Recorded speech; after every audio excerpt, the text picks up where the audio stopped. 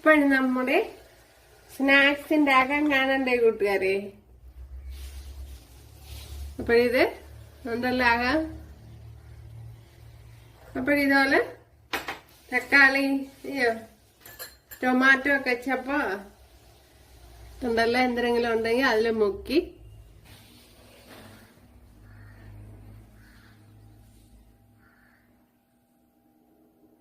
കൂട്ടുകാരെ, ഇന്ന് ഞാൻ ഇങ്ങനെ ഒരു സ്നാക്സ് ആണ് തയ്യാറാക്കുന്നത്. വളരെ എളുപ്പത്തിൽ തയ്യാറാക്കാവുന്ന ഒരു സ്നാക്സ് ആണ്.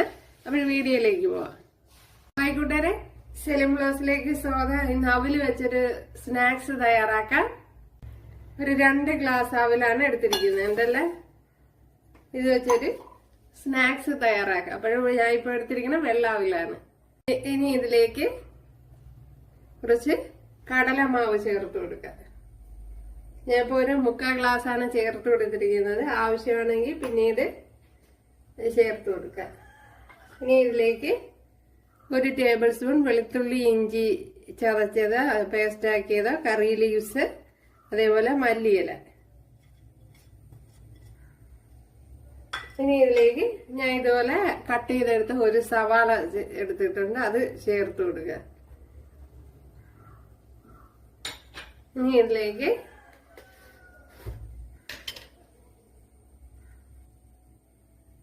കുറച്ച് മഞ്ഞൾ പൊടി ചേർത്ത് കൊടുക്കുക. ടർമറിക് പൗഡർ, അത് അവരവരുടെ കളറിന് ആവശ്യമായ രീതിയിൽ ചേർത്ത് കൊടുക്കുക.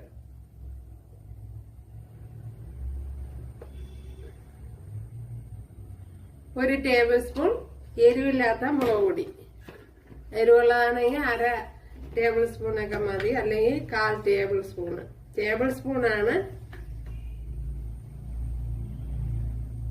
അത്. 1 ടീസ്പൂൺ മല്ലിപ്പൊടി, ശകലം കായപ്പൊടി, 1/2 ടീസ്പൂൺ ചാറ്റ് മസാല. ഇനി ആവശ്യത്തിന് ഉപ്പ്, അതായത് സാൾട്ട്, സോഡാപ്പൊടി ഒരു 1/2 ടീസ്പൂൺ.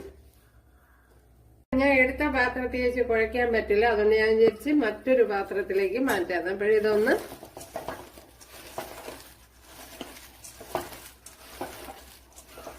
നല്ല പോലെ ഒന്ന് കുഴച്ചെടുക്കണം.